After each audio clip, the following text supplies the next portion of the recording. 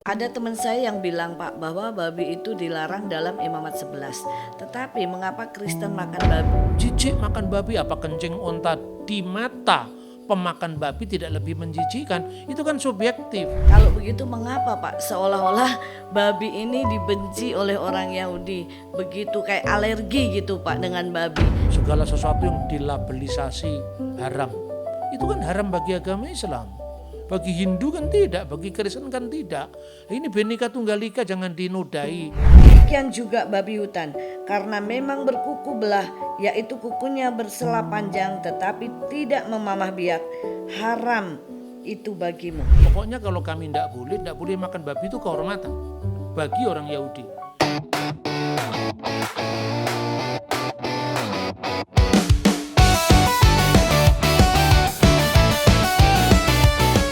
Selamat sore pemirsa, kembali bersama Hakim Ue di Ue Podcast. Kali ini kita akan membahas perbincangan kita yang sedang marak-maraknya dan sedang menjadi banyak sekali perdebatan di masyarakat khususnya Indonesia.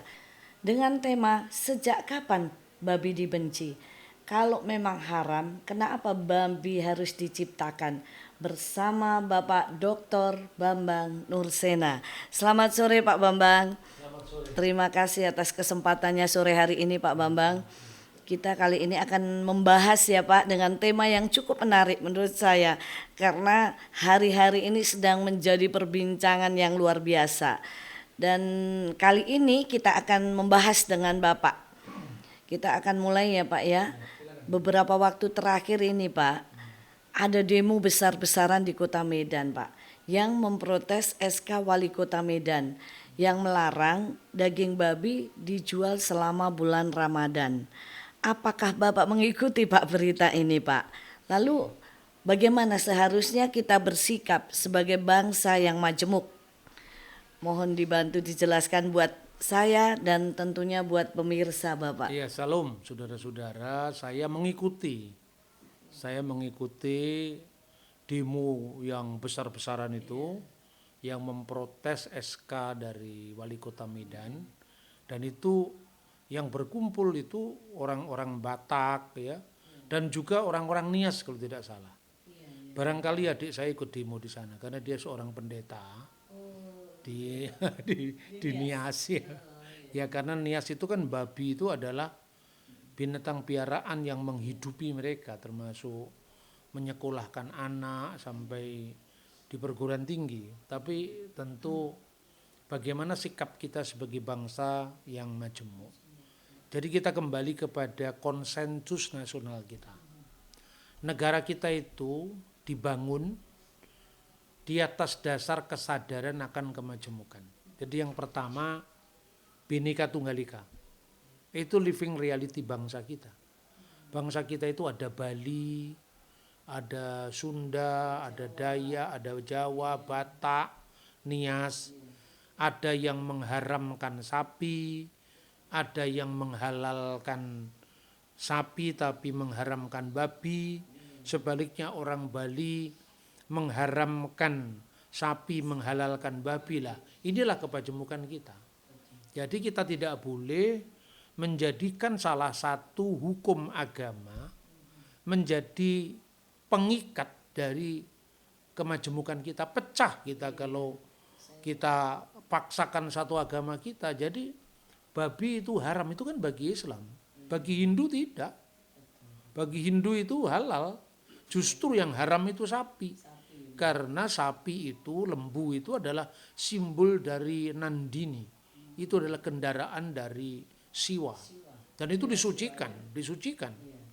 Ya, karena itu kita melihat Indonesia itu harus dari kacamata kemajemukan itu.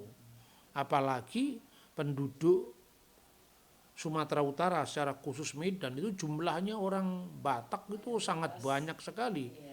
Kalau tidak salah malah mayoritas, dan itu babi itu adalah makanan sehari-hari.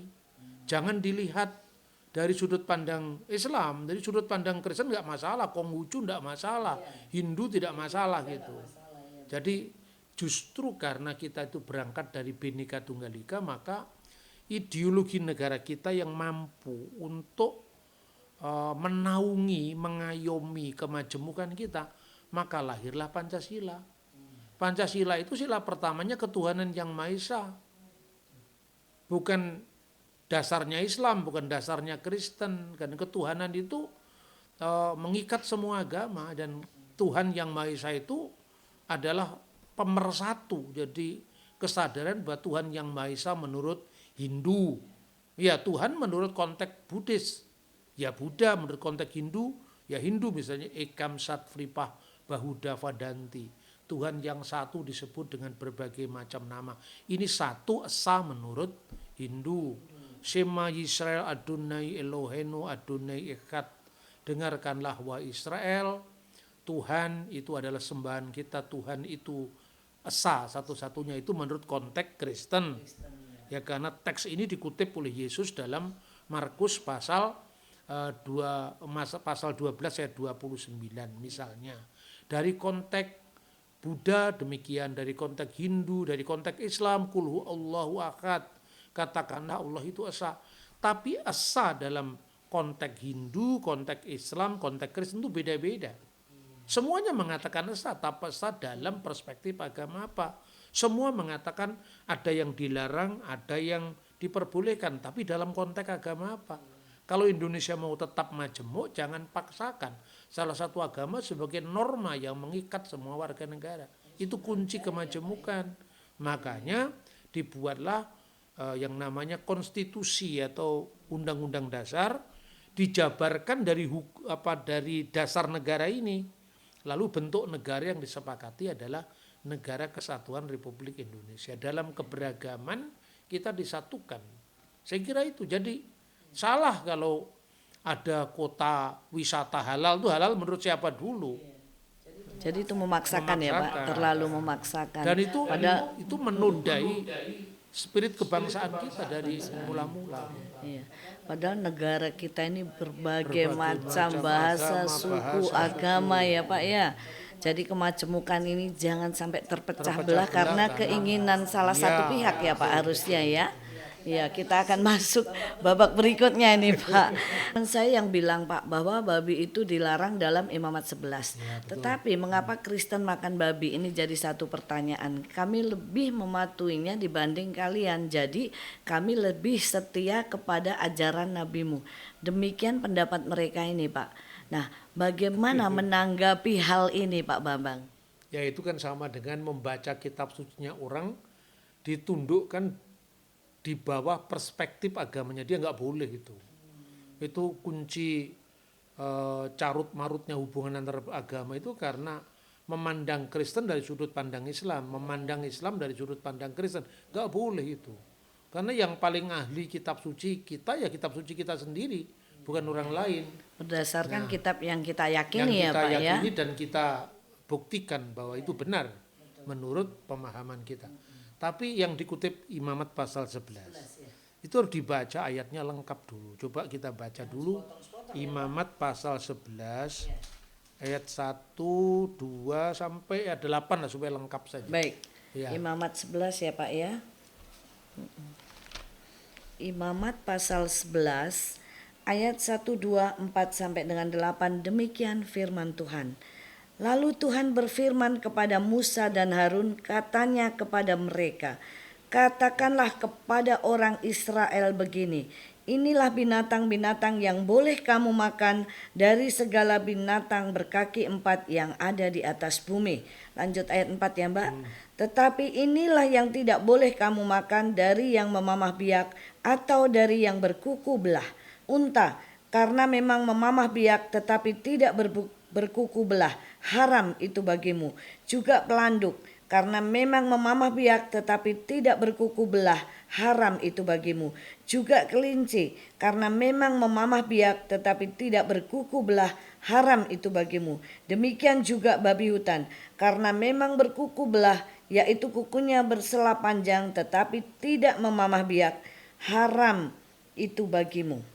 Daging binatang-binatang itu janganlah kamu makan, dan bangkainya janganlah kamu sentuh. Haram semuanya itu bagimu. Nah, jadi babi haram. Tapi bukan hanya babi, unta juga haram. kelinci juga haram, nggak boleh dimakan. Nah, karena itu kita mesti melihat ini dalam konteks yang utuh. Kalau dikatakan kami lebih setia pada Taurat, sama-sama nggak setia. Kamu cuma babi aja. Nah, itu. Nah, kita harus melihat secara utuh konteks itu. Hukum itu berlaku bagi siapa? Coba dibaca ayat yang 1 Ayat 1 dan 2 ya dan Pak 2, ya. coba Iya. diulang lagi. Lalu Tuhan berfirman kepada Musa dan Harun, katanya kepada mereka, katakanlah kepada orang Israel. Ya kan? Iya, betul. Katakanlah kepada orang Israel. Jadi Iya. kita bisa melihat ini pertama, janganlah kita ngomong dari perspektif Kristen dulu. Karena ini kan kitab suci kita ini kita warisi dari Yudaisme.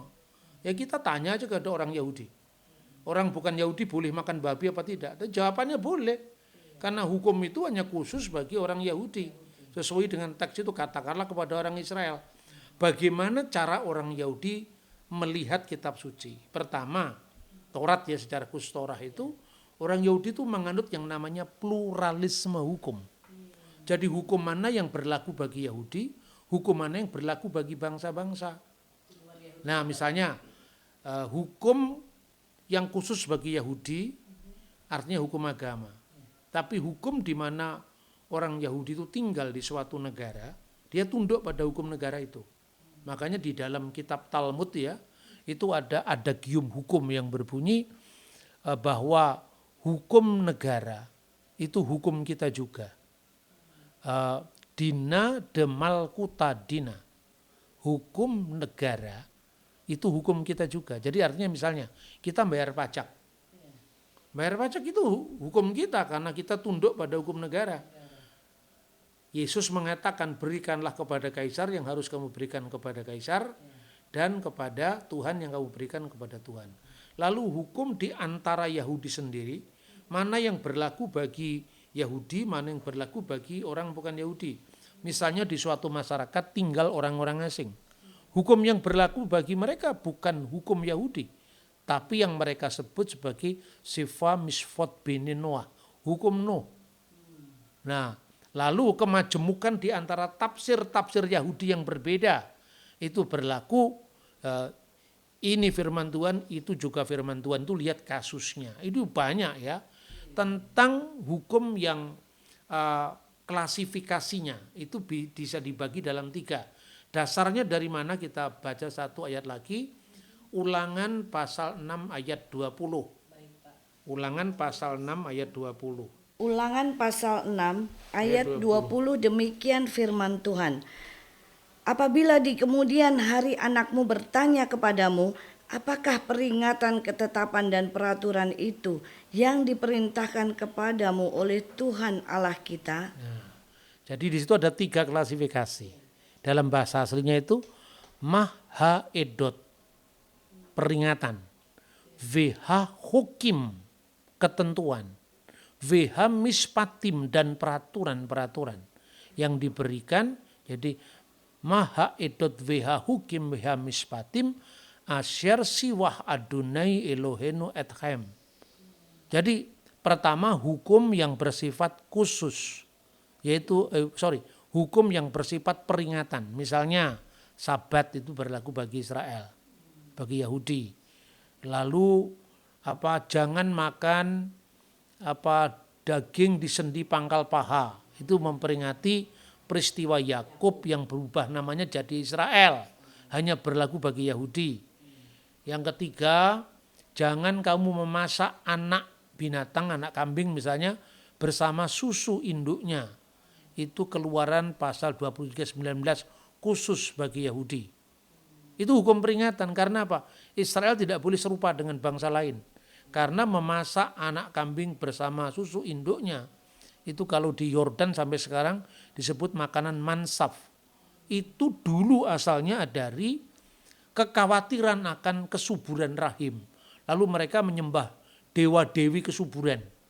Disimbolkan dengan anak kambing bersama susu induknya. Itu ada dalam prasasti Ugarit. Itu hanya khusus berlaku bagi Israel. Yang kedua, VH hukim, yaitu hukum khusus. Itu berlaku bagi Yahudi saja. Makanya hukum khusus itu Imamat pasal 11, katakanlah kepada orang Israel, Itu hanya khusus untuk Israel. Dan yang dilarang pun bukan hanya babi tapi kelinci. Kita masih suka makan sate kelincing setiap buka puasa di Telaga Sarangan. Kita suka makan onta itu para haji kalau datang ke Arab. Bahkan ada orang-orang Arab tertentu, tidak semua orang Arab yang menganggap bahwa kencingnya unta itu adalah obat. Jadi janganlah semena-mena dengan orang yang makan babi. Jijik makan babi, apa kencing unta di mata pemakan babi tidak lebih menjijikkan. Itu kan subjektif. Kalau yang meyakini kencing unta itu obat ya silakan. Tapi jangan mengganggu orang yang makan babi. Babi itu harum bagi yang memakannya. Dan itu disebut juga dalam tulisan seorang filosof Yahudi namanya Philo. Judul bukunya The Special Law jilid 4. Itu kita cari aja di Google itu ketemu itu dan kita pesen dari Amazon kalau mau online dibaca di buku keempat. Itu sudah zaman Alexandria. Jauh sebelum munculnya agama Kristen, munculnya zaman Yesus. Sebelum zaman munculnya Islam itu sudah ada. Bahwa kami tidak makan babi bagi orang Yahudi. Karena apa? Katanya Philo, babi itu daging yang paling enak di seluruh muka bumi. Jadi kami tidak makan itu karena ujian. Bukan karena mengandung cacung pita. Itu kan alasan yang dicari-cari kemudian. Jadi ini hukum khusus. Hanya berlaku bagi Israel. Lalu hukum yang umum itu sifatnya berlaku bagi semua bangsa, semua umat manusia, apapun suku, bangsa, dan agamanya, namanya mispatim. Jangan mencuri, jangan membunuh, jangan berzina, itu umum. Tapi kalau babi itu khusus, hanya berlaku bagi Yahudi. Nah itu cara membaca teksnya kan begitu. Jadi jangan salah kaprah ya Pak. Jangan salah kaprah. Iya, sampai sekarang nggak boleh makan babi. Dan saya lihat nih Pak, kayaknya yang di pojokan hanya babi Pak. Kelinci, Ya unta nggak di pojok. Kalau di Indonesia misalnya ya, Iya. misalnya kalau kita ngomong tentang segala sesuatu yang dilabelisasi haram. Itu kan haram bagi agama Islam. Bagi Hindu kan tidak, bagi Kristen kan tidak. Ini Bhinneka Tunggal Ika jangan dinodai oleh egoisme agama tertentu atau kelompok tertentu. Yang bisa memecah belah ini Memecah ya belah Pak ya. seni-seni kerukunan ini. Iya betul, terima kasih Pak. Ini satu pencerahan buat kita semua. Jadi jangan hanya babi yang disalahkan pemirsa. Itu bagi orang-orang tertentu. Tentunya kita harus menghargai, saling menghargai sesama umat beragama ya Pak ya. Kita lanjut Pak Bambang. Dari ayat-ayat yang kita baca tadi Pak, Iya, bukan hanya babi kan ya Pak ya, tadi ada kelinci, ada pelanduk, ada onta ya Pak ya, yang diharapkan oleh orang Yahudi. Yang diharamkan. Ya. Iya, yang dia babi ini saya baca tadi menurut Imamat 11. Ya, Imamat 11 menempati urutan keempat Pak. Setelah kelinci, Iya. onta, pelanduk, Pelanduk. onta, kelinci, pelanduk, Baru babi. Iya. Kalau begitu mengapa Pak seolah-olah babi ini dibenci oleh orang Yahudi, begitu kayak alergi gitu Pak dengan babi. Sama-sama diharamkan padahal mereka yang empat kelinci tadi ya. haram Iya. juga, onta juga. Kenapa hanya babi gitu ya? Iya. Mengapa kelinci dan onta ini jarang disebut atau diikut-ikutkan gitu Pak? Hanya fokusnya tuh ke babi. Mungkinkah ada sejarah yang melatar belakangi sampai babi yang disalahkan, yang dipojokkan Pak? Padahal saya sionya babi loh Pak. Kalau sionya saya kambing. Oh gitu. Jadi begini, kita mesti melihat dari konteks sejarah. Karena sesuatu yang ini kan sama-sama dilarang toh, sama-sama lo kosher. Sama-sama tidak boleh dimakan sama Yahudi. Kenapa tema kelinci tidak muncul? Kenapa katakanlah stigma alergi terhadap onta tidak muncul? Anak-anak Yahudi suka membuat mainan onta. Enggak apa-apa, tapi jangan tanya babi. Karena babi itu menyimpan trauma masa lampau yang sangat pahit.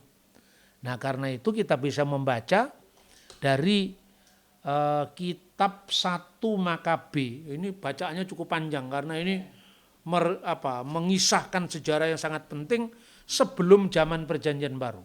Jadi itu di Alkitab ditempatkan, kalau dalam Alkitab bahasa Indonesia itu Lembaga Alkitab Indonesia, di antara Perjanjian Lama Ibrani dan Perjanjian Baru ya Pak itu ya. Perjanjian Lama Yunani Ya. yang lebih panjang dari Perjanjian Lama Ibrani. Itu disebutkan dalam kitab 1 Makabe pasal 1 ayat 41 sampai 50. Coba Baik, dibaca Pak. supaya Saya lebih senang jelas. sekali Pak, biar saya juga lebih bisa mengetahui Pak. Saya Latar belakang akan sejarahnya, ya. latar belakang sejarah, dan saya ini juga belajar ya Pak Bambang.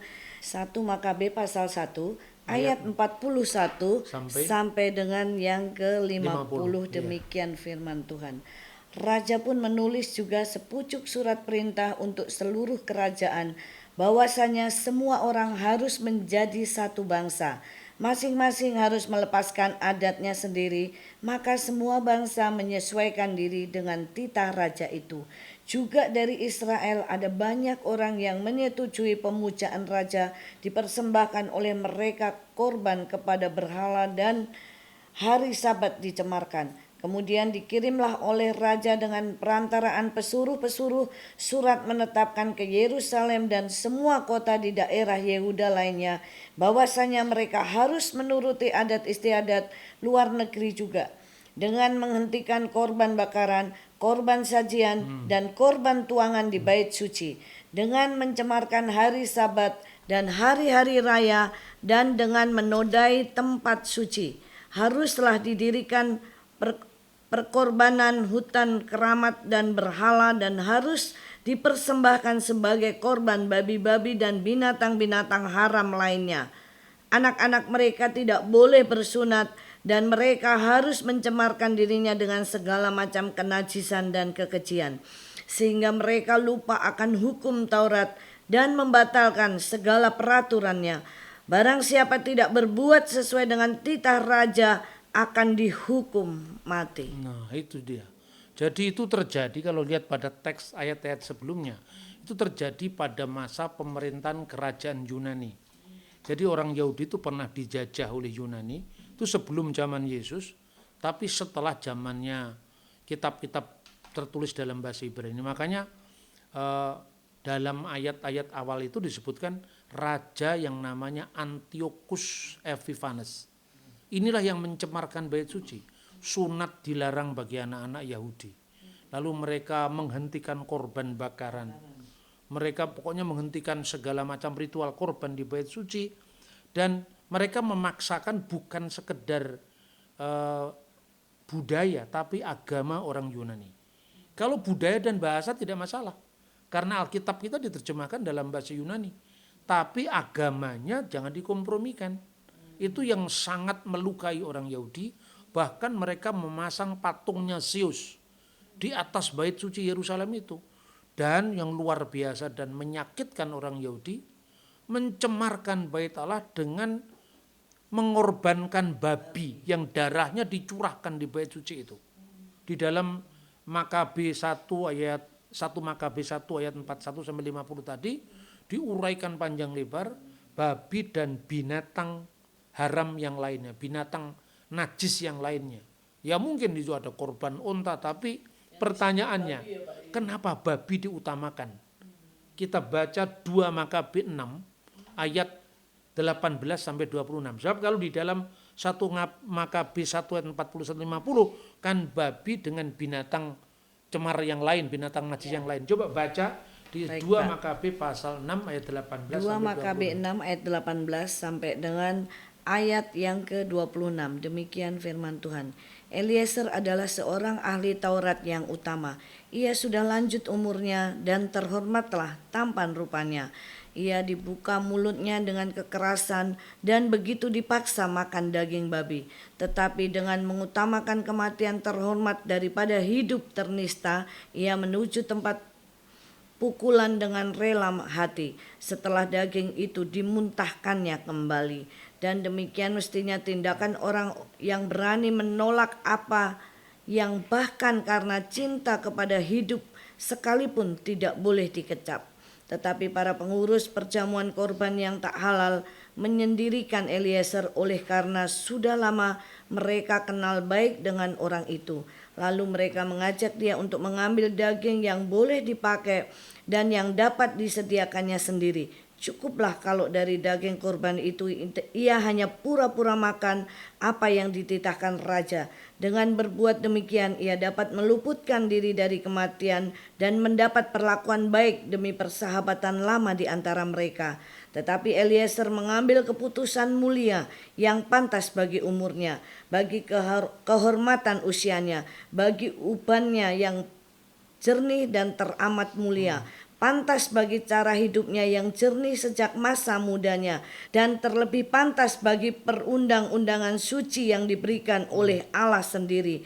Dengan tegas dimintanya supaya segera dikirim ke dunia orang mati saja. Katanya, berpura-pura tidaklah pantas bagi umur kami, supaya janganlah banyak pemuda kusesatkan juga. Oleh karena mereka menyangka bahwa Eliezer yang sudah berumur 90 tahun beralih kepada tata cara asing. Boleh jadi mereka kusesatkan dengan berpura-pura demi hidup yang pendek dan fana ini. Dan dalam pada itu kuturunkan noda dan aib kepada usiaku. Kalaupun sekarang aku lolos dari dendam dari pihak manusia, tetapi tidak dapatkah aku melarikan diri dari tangan yang maha kuasa, baik hidup maupun mati. Nah, luar biasa kan. Jadi artinya kalau kita melihat pencemaran bait suci itu kan bukan hanya babi, tapi binatang-binatang najis yang lain. Tapi dalam kasus Imam Eliezer ini, itu imam yang sangat dihormati, sudah beruban, sudah berusia, dia memberi teladan. Tuhan itu melarang bagi Yahudi, sekali lagi bagi Yahudi. Bagi kamu tidak boleh makan babi, ya tidak boleh makan. Tidak usah tanya itu mengandung cacing pita atau tidak, atau cari teman supaya dia tidak kepingin babi, tidak. Pokoknya kalau kami tidak boleh makan babi, itu kehormatan bagi orang Yahudi. Tapi dia membiarkan orang lain kalau makan, karena dia punya agama sendiri, punya aturan sendiri. Dan Taurat menjamin yang namanya pluralisme hukum bagi bangsa lain. Jadi kalau kita membandingkan, ya itu pentingnya buku-buku Deuterokanonika. Kalau kita membaca buku Yesua bin Sirak, itu ditulis jauh sebelum peristiwa Makabi. Peristiwa Makabi terjadinya pencemaran bait suci oleh daging babi ini tahun 167 sebelum Masehi. Sebelum Masehi, jadi sebelum zaman Yesus. Tapi kitab Yesua bin Sirak itu ditulis kira-kira tahun 250 sebelum Masehi. Di sana hubungan Yahudi dan Yunani itu baik. Makanya Alkitab diterjemahkan dalam Torah secara khusus, diterjemahkan dalam bahasa Yunani namanya Septuaginta. Dan dalam kitab Ben Sirak itu dikatakan, siapakah orang asing, siapakah orang Israel, mereka yang taat kepada hukum. Tentu hukum bagi masing-masing. Tapi setelah terjadi peristiwa Makabe, di mana bait suci dinajiskan oleh binatang-binatang najis, babi dan binatang yang lain, lebih lagi imamnya dipaksa makan babi. Itu penghinaan yang luar biasa. Kenapa itu babinya tidak dikasih ke Bu Hakim aja? Iya. Kenapa harus kepada imam Yahudi? Itu kan menyimpan trauma sejarah yang sangat menyakitkan mereka. Jadi setiap ingat babi, itu orang Yahudi, itu sangat-sangat mengingatkan sejarah bangsanya yang kelam. Ketika bangsanya ditaklukkan, ketika intervensi asing, ketika hukum asing itu berlaku dipaksakan bagi mereka, sakit hati mereka. Maka itulah latar belakang yang membuat babi itu punya tempat khusus yang jangan ngomong itu lagi lah, sakit hati saya. Jangan ngomong itu lagi, itu sejarah kelam bangsa saya. Tapi onta dibuat hiasan enggak masalah. Tapi tidak pernah ada anak-anak Yahudi yang main-main dengan boneka babi. Karena itu mengingatkan sejarah kelam bangsa Yahudi itu sendiri. Ya, itulah yang melatar belakangi kenapa kemudian babi itu seperti membuat orang alergi. Tapi jadi orang Yahudi enggak sampai benci sama babi, enggak. Ya, fokusnya ke babi ya Pak ya. Iya, fokusnya ke babi. Enggak sampai benci karena buktinya apa? Di Israel ya, itu ada KFC yang warnanya merah dan itu biru, low kosher. Ya, Yang biru kosher. Tapi bisa hidup berdampingan tanpa labelisasi Yerusalem kota wisata halal. Atau Yerusalem kota kosher, nggak pernah ada. Ini luar biasa ya Pak ya. Itu ya. menjadi contoh. Katanya kita punya Bhinneka Tunggal Ika. Tidak lebih baik daripada Israel yang kita kutuk-kutuk. Iya. Zionis, itu kan? Betul. Coba kita belajar Bhinneka Tunggal Ika jadi negara yang kita kutuk-kutuk gitu. Malulah kita ngomong Bhinneka Tunggal Ika cuma di mulut. Iya, betul. Iya toh? Jadi ini luar biasa Pak Israel, dia sudah mengalami trauma dan sejarah yang begitu kelam, tapi masih menghargai ya Pak Menghargai ya. pihak lain. Iya, pihak lain sehingga Makanya ibu kan pernah ke Israel sama Iya. saya kan? Kita makan itu di apa itu rumah makan Mandarin. iya, Menunya babi. iya, Saya juga pernah ada apa namanya guide saya, teman saya dekat orang Yahudi. Ketika dia duduk di situ duduk aja tidak iya, makan, enggak makan. tapi nggak mengganggu orang yang makan. Betul. Dia cuma minum apa Coca-Cola. Kemudian saya tanya, saya tawari, namanya Annabel, enggak, saya lain sendiri. Saya punya hukum sendiri. Itu biasa. Luar biasa ini Pak. Ya, kalau memang setiap agama memiliki aturan masing-masing, kenapa harus memaksakan orang Iya, lain? memaksakan. Andai kata di negara kita ini ya Pak bisa menerapkan itu betapa Wah, luar biasa. toleransi ini benar-benar bisa kita jalin dan Betul. saya yakin negara ini akan menjadi negara yang Besar, berkembang dan negara besar yang- ya ya, Pak ya. Ini sangat ini harus menjadi perhatian juga ini supaya kemajemukan ini tetap terjaga ya Pak ya. Gitu. Terima kasih Pak Bambang. Kita akan lanjutkan lagi Pak. Mengapa kitab-kitab Deuterokanonika ini tidak pernah Pak dibaca di gereja-gereja Protestan? Bagaimana sikap kita secara oikumene antara Katolik dan non-Katolik supaya terciptanya kesatuan bagi tubuh Kristus Pak? Ya, begini. Memang kekristenan itu punya sejarah yang sangat panjang.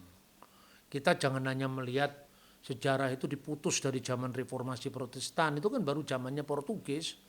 Mendarat di Malaka itu 1511, Protestan lahir 1517. Kita mesti lihat dari sejarah gereja kuno. Dan memang keragaman itu diwarisi, keragaman dalam kanon kitab suci. Itu diwarisi dari sejak zaman mula-mula. Jadi misalnya ya, kita bisa baca di Yohanes pasal 10 ayat 22 dulu. Baik. Ini masih terkait dengan tema tadi kan, Tema tadi ya Pak ya. yang dijelaskan di Deuterokanonika tadi. Iya. Ya. Yohanes 10 Ayat pasal 22. Ya. Ayat yang ke-22.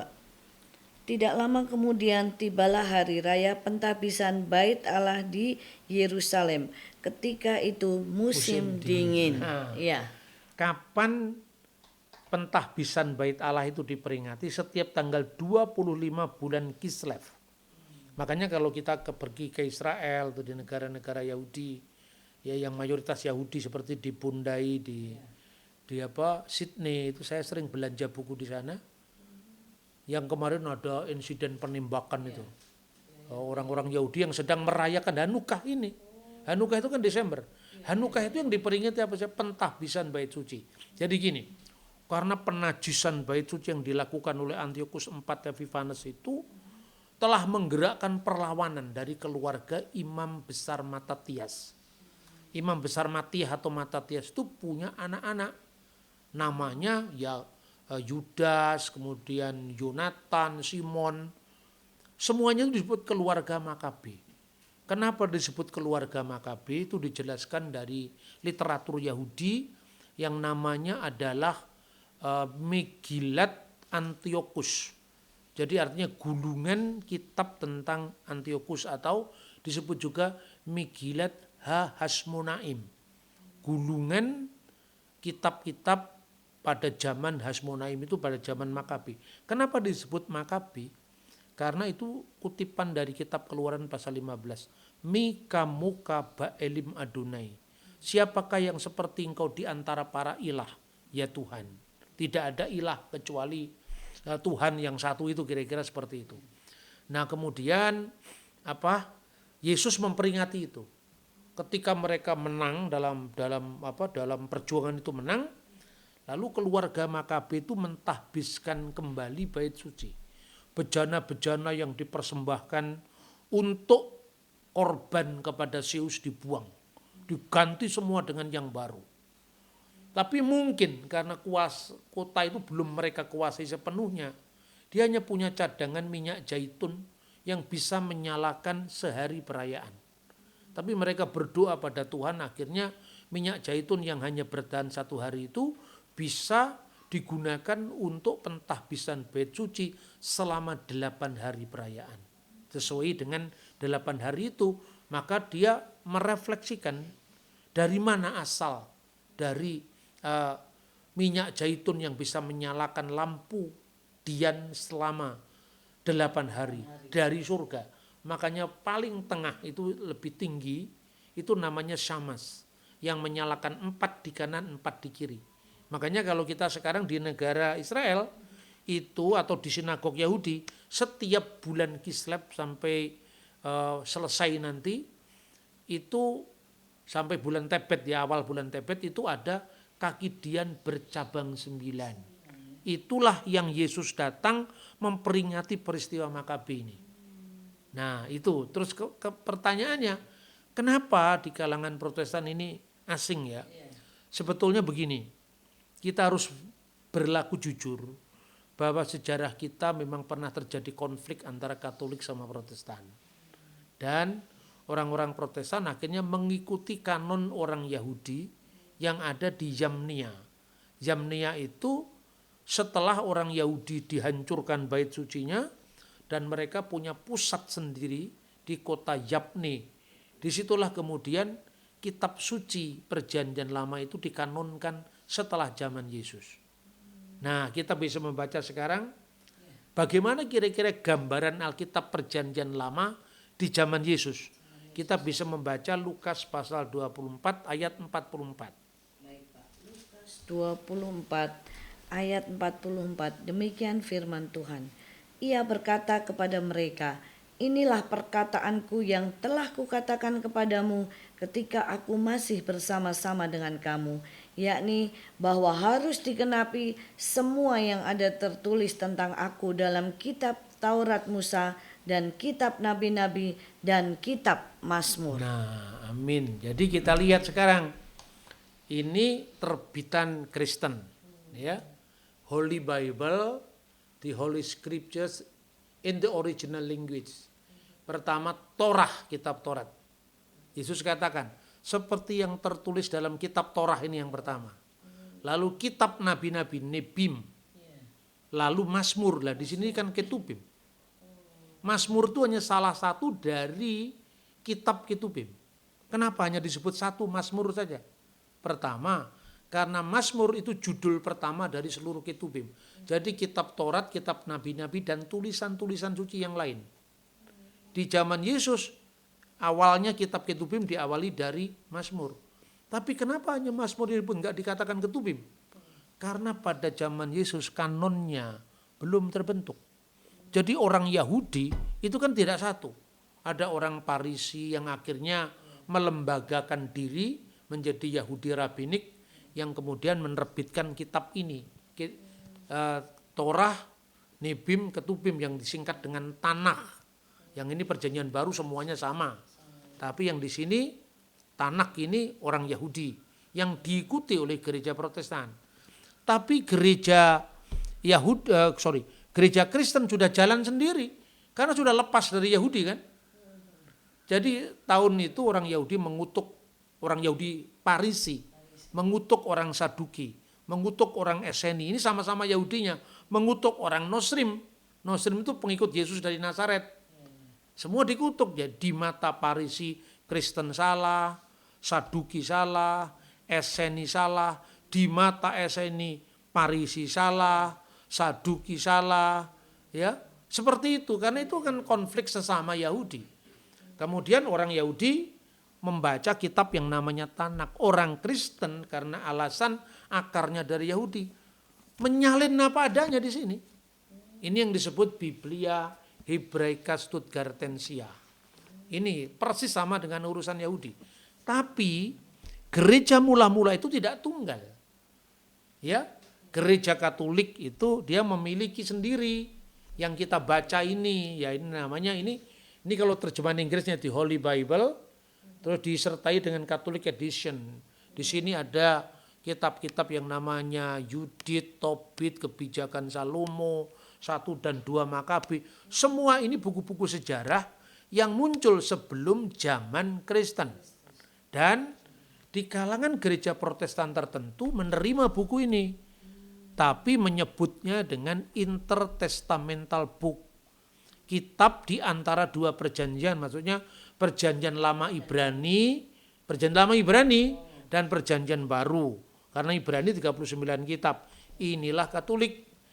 Kalau orang Kristen Protestan menyebut dengan intertestamental book, ada lagi yang menyebut misalnya Pendeta Dr. Bomendal. Itu judul bukunya Pengantar Perjanjian Lama terbitan BPK Gunung Mulia, menyebutnya The Devotional Book. Kitab-kitab yang membangun karena bernilai untuk membangun moral kita, sejarah kita. Itu Katolik ya. Ortodok punya sendiri yang disebut The Orthodox Study Bible. Tapi Ortodok tidak menyebutnya Deuterokanonika. Dia menyebut Anagignoskomena. Isinya sama, hanya dia ada keterangan lebih lengkap lagi, disebut buku Esdras, yaitu 3-4 Makabe. Di Katolik hanya 1-2 Makabe. Karena waktu itu Santo Hieronymus tidak sempat menerjemahkan ini dalam Vulgata bahasa Latin. Nah sekarang saya bicara ekumeni, bagaimana sikap kita? Sudah tepat lembaga Alkitab Indonesia. Jadi untuk pembaca yang Kristen Protestan, ya itu Alkitab 39 itu. Kepada yang Katolik diterbitkan sendiri yang ibu baca itu. Alkitab Deuterokanonika. Dan setiap terjemahan dari lembaga Alkitab selalu dikasih keterangan. Terjemahan ini diakui oleh Konferensi Wali Gereja Indonesia KWI. Artinya Katolik menerima terjemahan ini. Ini luar biasa untuk konteks keekumeni kita di Indonesia. Saya bandingkan lagi bagaimana dengan misalnya lembaga Alkitab di Lebanon. Itu dijadikan satu seperti lembaga Alkitab Indonesia ini. Ini dalam terjemahan bahasa Arab ya, Alkitabul Muqaddas, yaitu perjanjian lama dan perjanjian baru, di mana dalam perjanjian lama itu terbitan Darul Kitabil Muqaddas Fisarkil Ausat Libanon. Jadi Libanon. Ini dicantumkan seluruh Deuterokanonika itu. Tapi kalau di Mesir, ini kan mayoritas gereja ortodok, tapi ortodok Koptik ya. Ini kitabnya seperti ini. Alkitabul Muqaddas. Ini persis sama dengan Alkitab Protestan. 39 kitab ini misalnya. Ya orang Kristen yang jangan awam-awam ya. Ini kalau membaca kitab suci juga dari kanan ke kiri, ke kanan. Kanan ke kiri ya. Ini. Ya, ini coba. Ini Alkitabul Muqaddas terbitan Lembaga Alkitab Libanon. Nah, ini misalnya Al-Ahdul Qadim. Jadi kitab perjanjian lama diawali di sini fil bati khalaqallahu samawati wal ard, pada mulanya Allah menciptakan langit dan bumi. Ini 39 kitab. Tetapi Deuterokanonikanya diterbitkan sendiri. Ini namanya Asfar Al-Kanunia Al-Saniyah. Jadi kitab Deuterokanonika diterbitkan sendiri. Jadi gereja Yunani Ortodok menyebutnya Anagignoskomena. Tanpa atau dengan Deuterokanonika, keilahian Kristus, Tritunggal Maha Kudus, penebusan dengan penyaliban tidak pernah berubah. Justru kalau kita tidak membaca kitab ini, kita tidak ngerti kapan babi mulai alergi, kapan babi mulai dibenci. Dengan kita membaca kitab ini, kita clear sekarang kenapa. Dan sekalipun orang Yahudi dalam kanonnya tidak memasukkan Deuterokanonika, tapi kisah-kisah dalam Deuterokanonika itu persis dipakai di kalangan orang Yahudi. Misalnya, saya melihat dulu teks sejarah sekarang. Jangan kita bicara tentang kanon, tentang perbedaan Katolik Protestan, kita tangguhkan dulu. Saya baca Yosefus dalam bukunya Jewish War, jadi perang Yahudi, buku pertama, pasal pertama, nomor 2. Itu kalau diterjemahkan dalam bahasa Indonesia begini.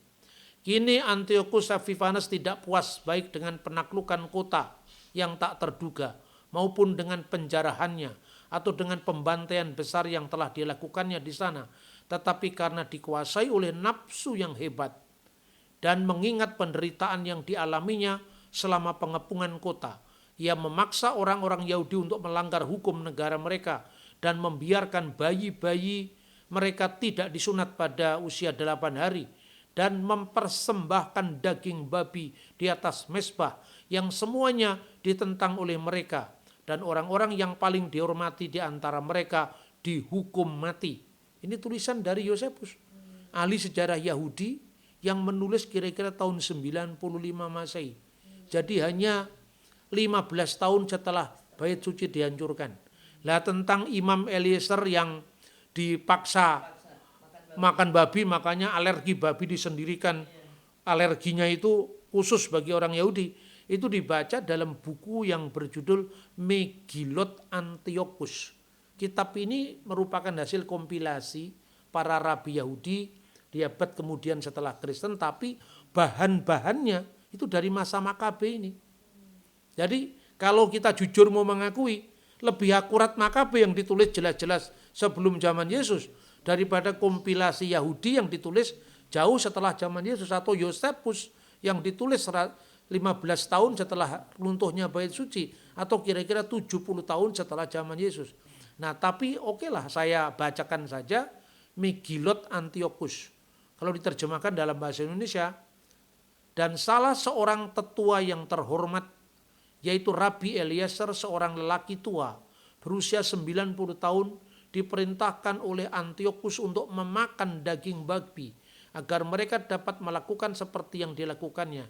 Dan ketika ia menolak, mereka memasukkan babi panggang ke dalam mulutnya dan ia tidak mau makan, lalu ia pergi dan ditangkap.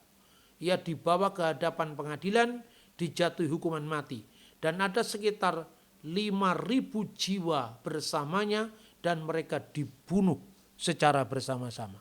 Itu catatan Megillot Antiochus. Jadi orang Yahudi punya sejarah kelam dengan babi. 5.000 orang itu ya Pak dibunuh ya? Iya dibunuh, dan imam mereka kehormatannya terrobek-robek dengan dipaksa makan daging babi. Babi panggang. Babi panggang. Dan itu sentimen Yunani Yahudi. Tapi menjadi aneh kalau orang Medan yang tidak punya sejarah trauma ikut-ikut anti babi. Itu membenci babi tanpa alasan, dosa itu.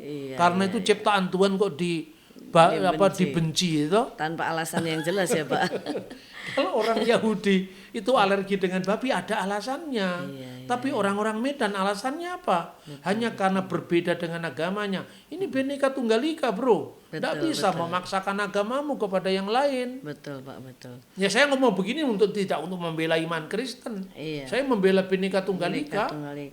Dan sebenarnya Pak, kalau kita lihat tadi paparan Bapak luar biasa ya, sebagai seorang Kristen kita juga jangan menutup diri ya Pak dengan betul, ini. Betul. Banyak sekali hal yang perlu kita pahami dan kita gali.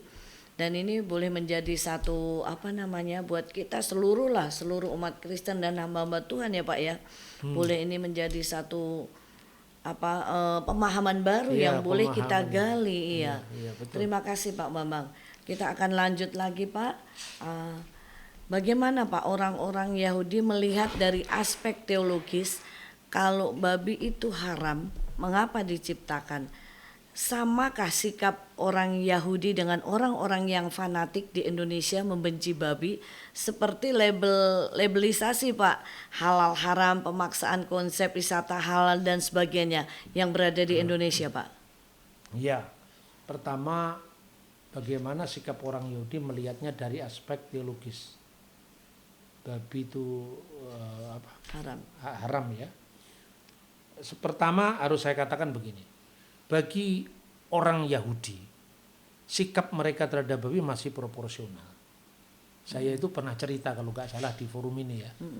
Saya punya sahabat di Yordania, di Amman.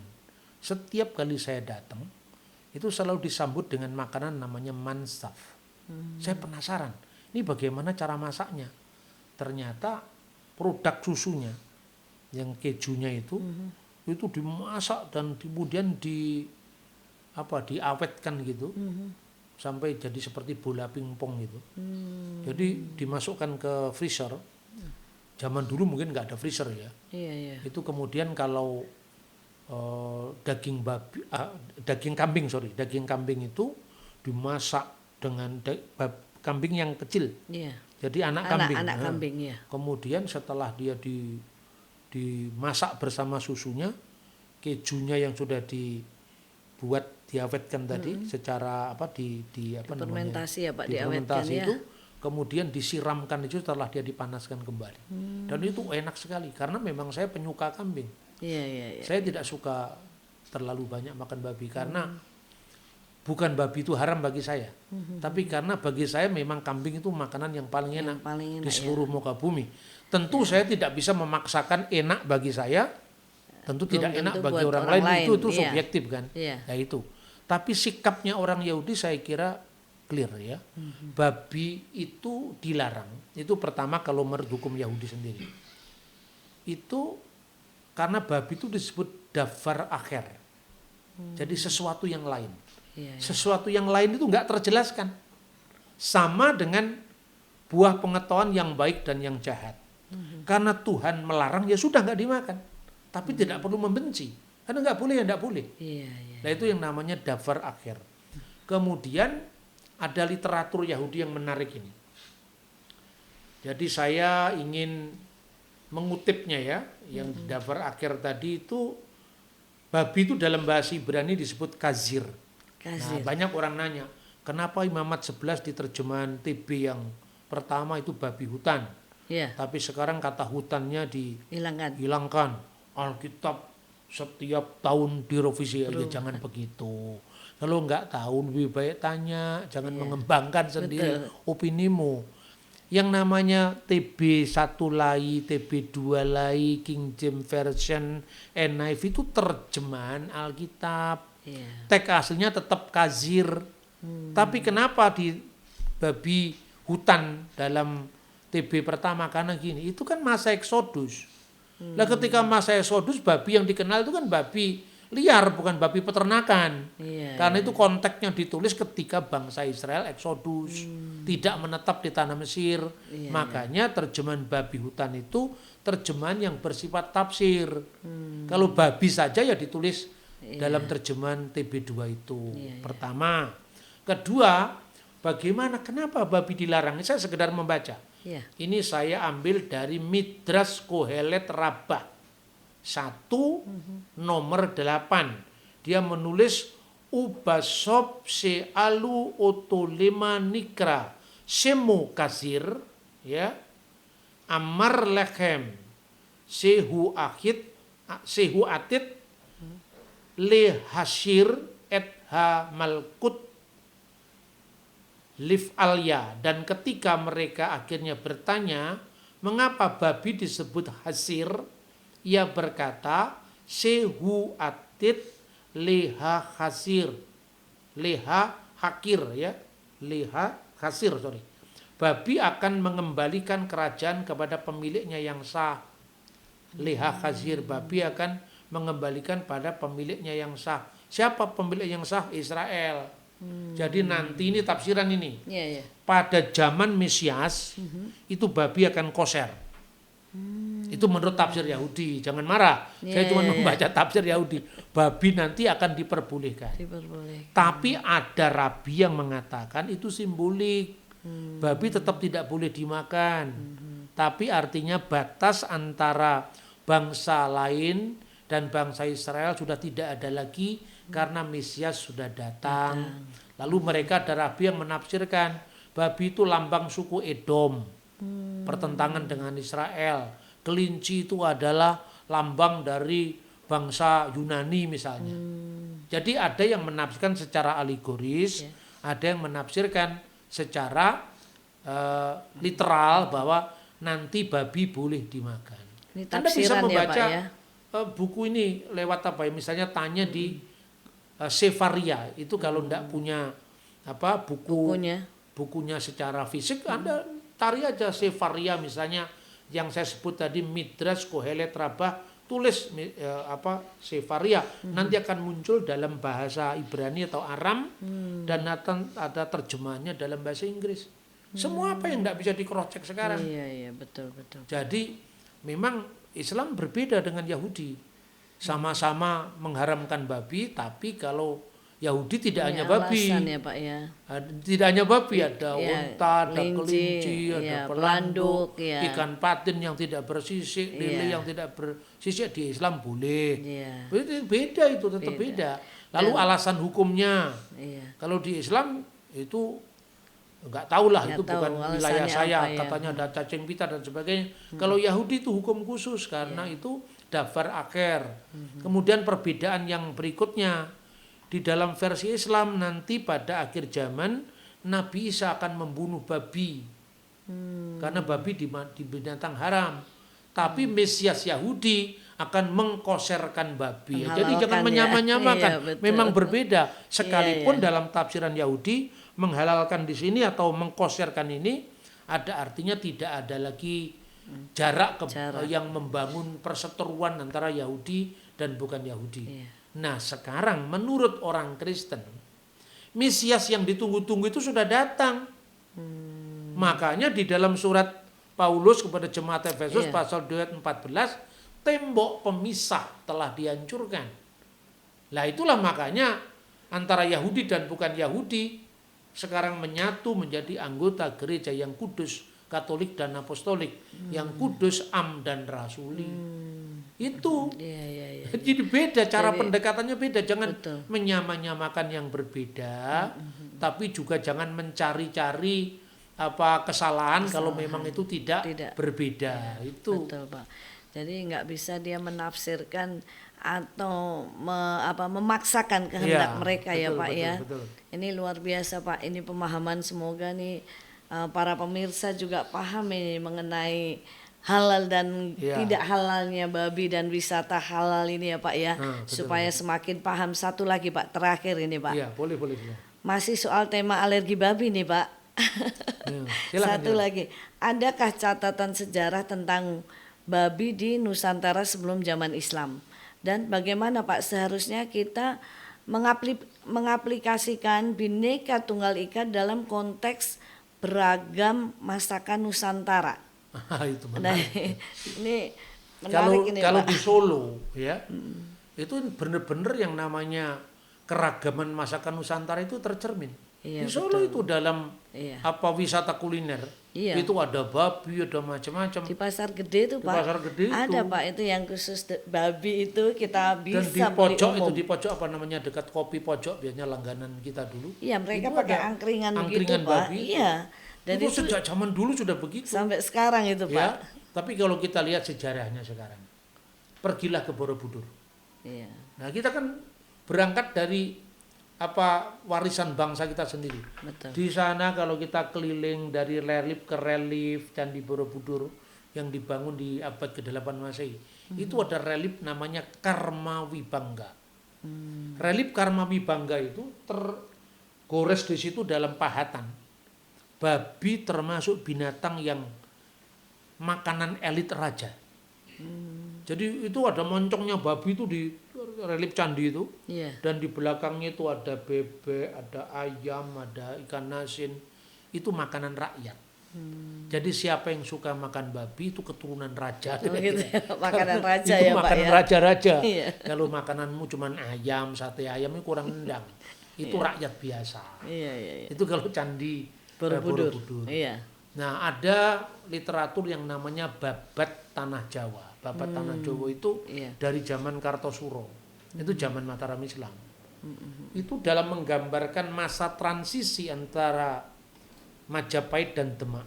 Jadi itu merupakan rekaman dari postscriptum. Jadi setelah zaman Majapahit, karena Babat Tanah Jawa itu ditulis kira-kira abad 16 atau 17. Iya. Itu digambarkan ketika Sunan Ampel tidak mau makan babi dan cara sembayangnya berbeda dengan orang Hindu. Ya wajar lah. Biasanya mereka puja Trisandia, terus jadi Al-Fatihah. Kan ya kaget ke orang Majapahit. Ada pemuda Majapahit itu ngejek pada Sunan Ampel. Iya. Lalu salah satu ejekannya itu, babi gurih tatanayon kodok kungkang tatan binukti. Jadi kodok yang itu dimakan ya, kodok tidak dimakan, kemudian babi yang harum dijauhi, tapi dia suka makan daging mindo kang ambune prengus. Kambing. Kambing yang baunya prengus. Jadi aneh bagi orang Majapahit. Ya. Tapi luar biasanya Kanjeng Sunan Ampel tidak marah. Karena memang ya desa mawa cara negara mawa tata itu kearifan yang luar biasa. Makanya pada zaman Wali Songo itu di Kudus nggak ada orang makan sapi sampai hari ini. Kenapa? Mereka tidak mau melukai orang Hindu. Karena orang Hindu kan bagi mereka sapi nggak boleh dimakan. Nggak boleh, Tapi bagi orang Islam boleh. Tapi orang Islam zaman itu tidak mau makan sapi demi menjaga saudaranya yang beragama Hindu. Dan yang kedua karena alasan toleransi dan juga karena untuk mengislamkan mereka. Kalau Anda mau diislamkan, mereka melukai hatinya, pasti tidak mau. Begitu juga kita. Kalau orang Kristen kan orang Islam juga ingin ada islamisasi, ada dakwah. Kristen boleh dong. Kalau ada penginjilan nggak usah dicurigai. Awas pemurtatan. Lagi yang mau nggak mau ya sudah. Zaman dulu juga ada dakwah Islam, orang Hindu nggak pernah bikin awas islamisasi enggak. Jadi ya kalau mau sadar dengan keikhlasannya silakan, itu pilihan kok. Tidak ada paksaan. Tidak ada paksaan. Kalau Kristen mau lebih simpatik, jadi kalau mau makan babi jangan semata-mata di depan orang Islam. Kemudian orang Islam tertarik. Kristen itu kok ya tolerannya tinggi sekali ya. Kalau ibadah tidak pernah ganggu orang lain.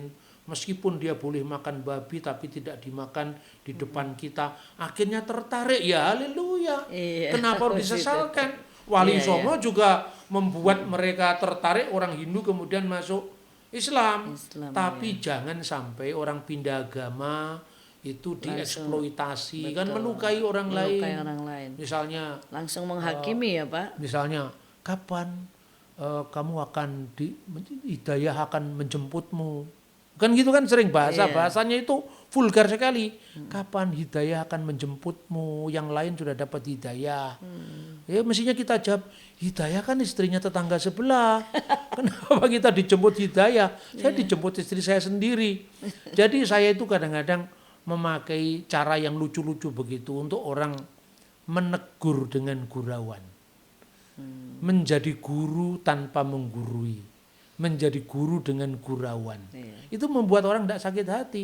Tapi kalau kemudian ada orang tertarik, saya kepingin seperti Bapak aja lah jadi Kristen, jangan marah. Dia salahnya sendiri tertarik dengan saya gitu. Kalau betul. Kita seperti itu kan negara ini aman-aman saja. Aman, tidak usah harus dibuat ini. Betul. Masalah besar gitu saya kira. Terima kasih Pak Bambang. Ini satu pemahaman dan perbincangan kita yang sangat menarik ya dan Pak. Satu lagi tadi saya lupa menguraikan. Di Israel kita semua tahu kan, yang namanya KFC warna merah biru, dan biru. Warna biru dan warna merah. Warna biru tertulis kosher. Halal. Berdampingan dengan KFC warna merah yang tertulis low kosher. Kenapa kok low kosher itu warnanya merah? Karena di situ ada itu loh, burger. Di situ daging disatukan dengan susu, itu nggak boleh. Keju nggak boleh. Karena itu melanggar kitab Keluaran pasal 23:19. Tapi bagi Yahudi lah, kalau orang bule nggak terikat itu, ya silakan. Kalau lebih suka yang low kosher ya masuk yang warna merah. Kalau suka yang kosher masuk yang warna biru. Gitu aja kok repot. Katanya Gus Dur, kenapa negara ini suka membuat sulit yang mudah. Dan mestinya kan mempermudah yang sulit-sulit itu, bukan yang sulit dipermudah ya Pak ya. Jadi ini satu toleransi yang luar biasa, mungkin bisa menjadi contoh bagi kita ya Pak ya, sehingga bukan perbedaan itu memecah belah bangsa ini, tapi semakin mengokohkan, mempersatukan, sehingga Bhinneka Tunggal Ika itu boleh tetap kita pakai sebagai pedoman bagi bangsa ini ya Pak Bambang. Kita sudah berbincang-bincang, semoga perbincangan kali ini pemirsa boleh membuka mata hati pikiran kita, sehingga kita tidak menghakimi yang berbeda dengan kita, tapi mari saling kita bertoleransi, saling kita bergandengan tangan, sekalipun kita berbeda-beda, tetapi itu tidak menjadi kita terpecah belah. Terima kasih bagi seluruh pemirsa yang telah menyaksikan tayangan kami, dan tunggu tayangan kami berikutnya bersama Bapak Dr. Bambang Nursena. Tuhan memberkati. Tuhan memberkati.